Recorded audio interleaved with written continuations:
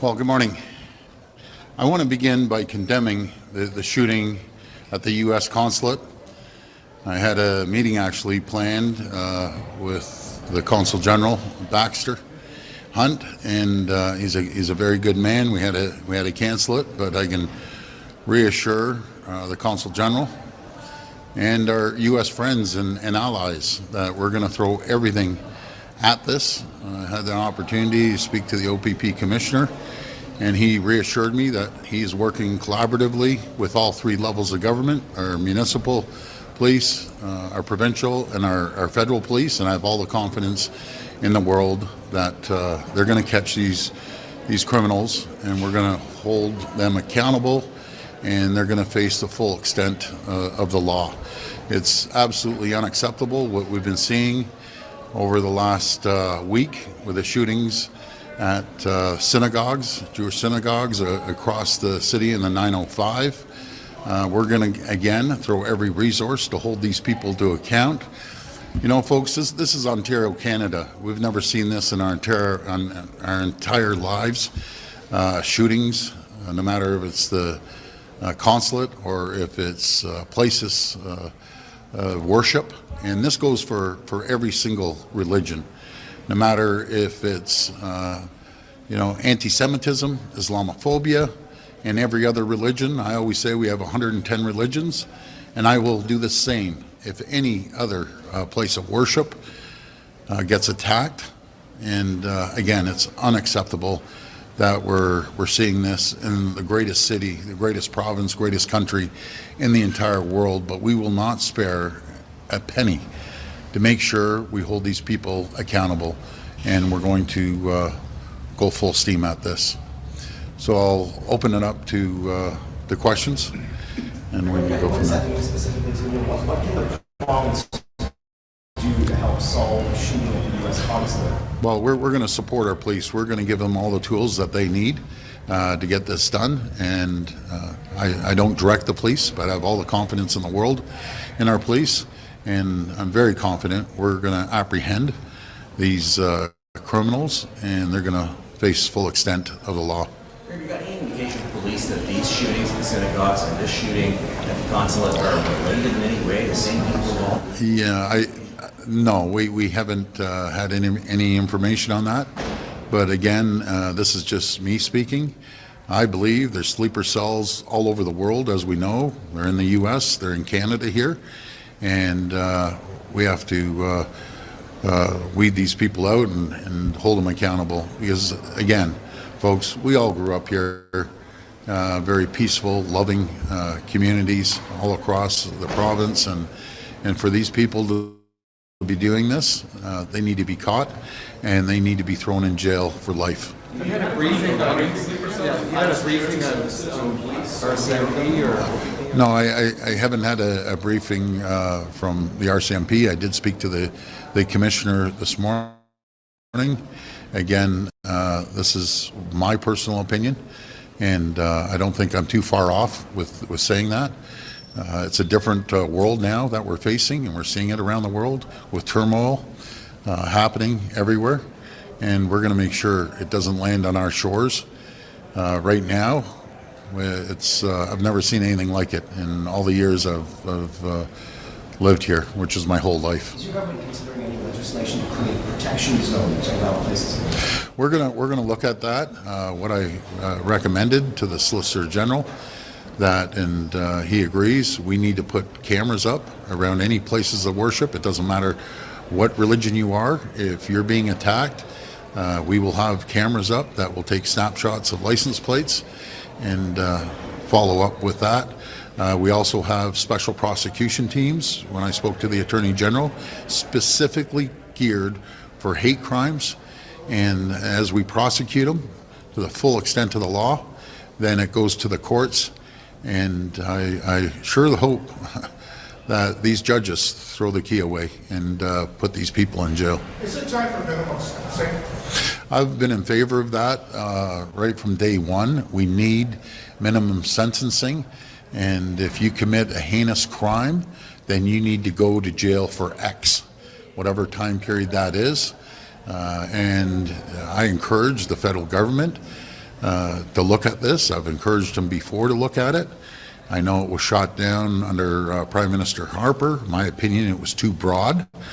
I think we have to narrow the scope on, minimum sentencing and approach it again.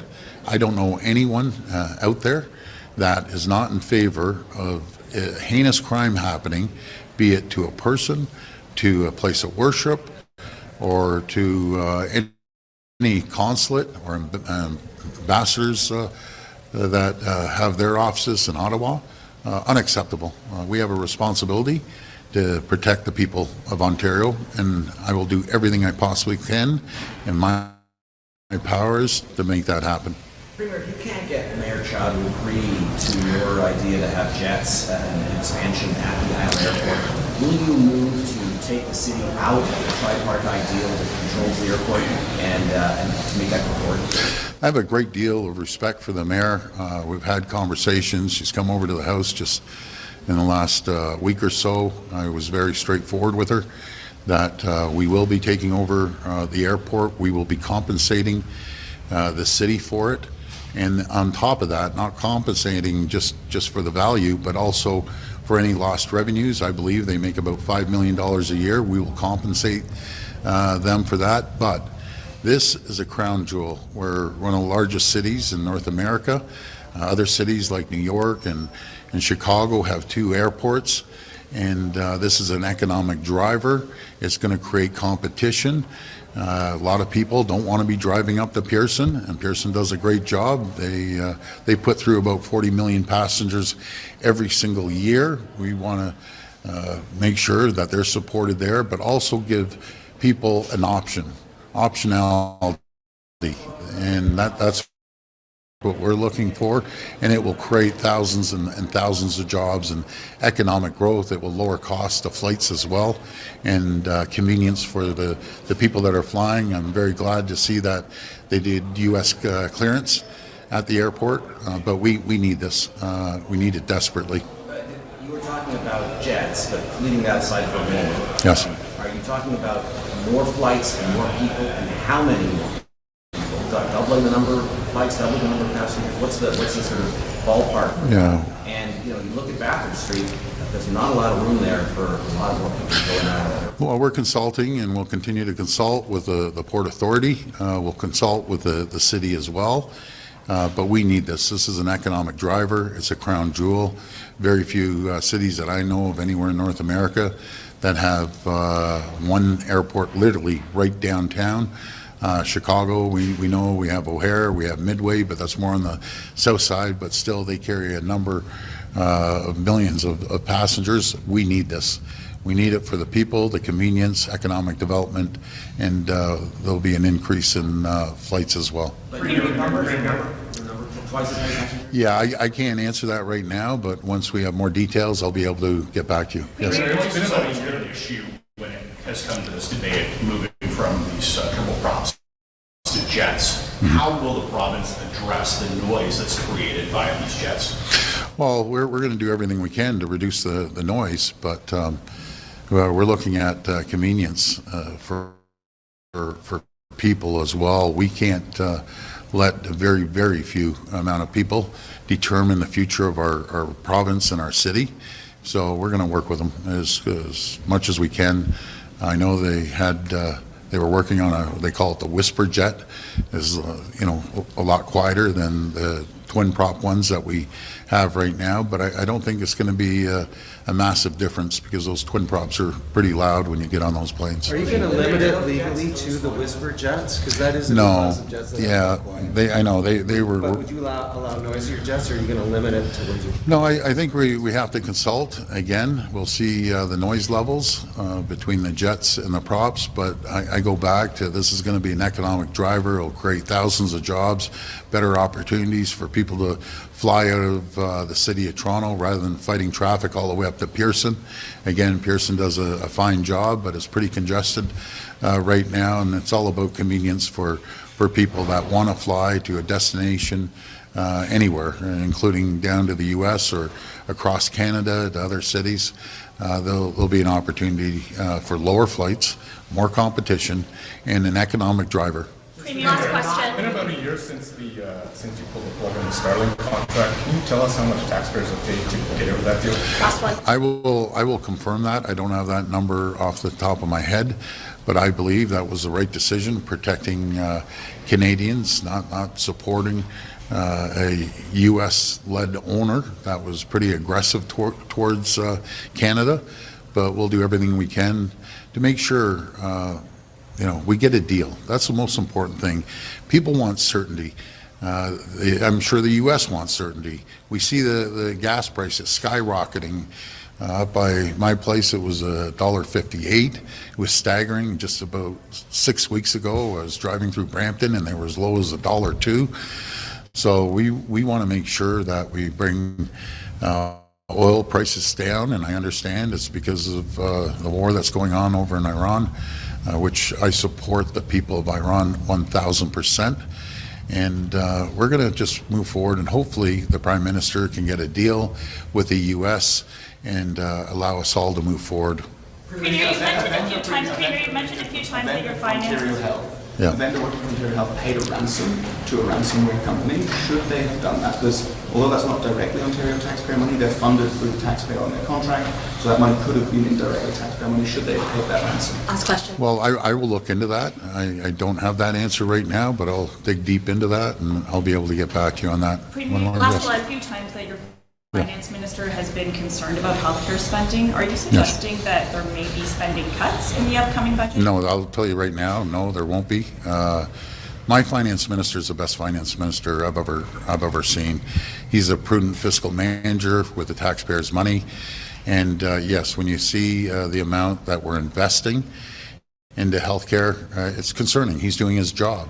But we're going to continue to invest. We're going to continue to increase the funding in healthcare. But the more healthcare experts I speak to, they have great ideas to driving more efficiencies.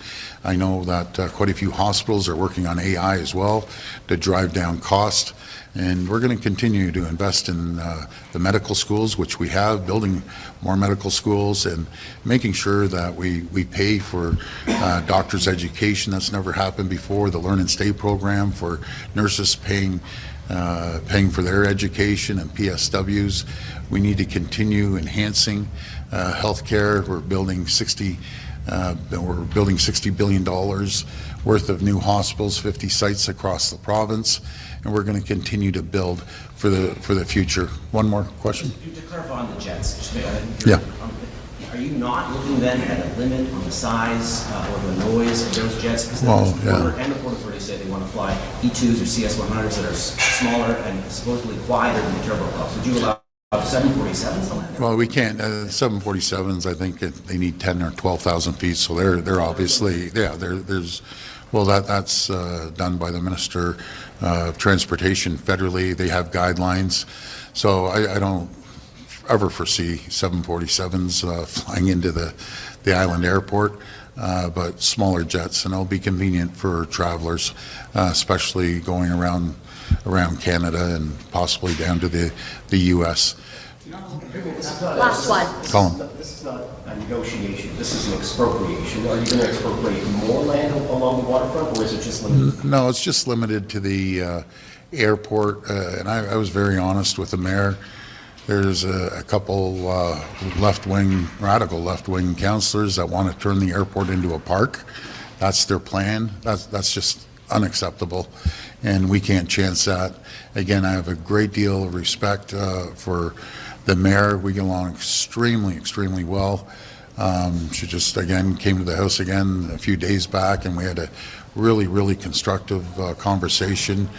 And she understands it is a crown jewel. It's an economic driver, and we're going to continue moving forward on that.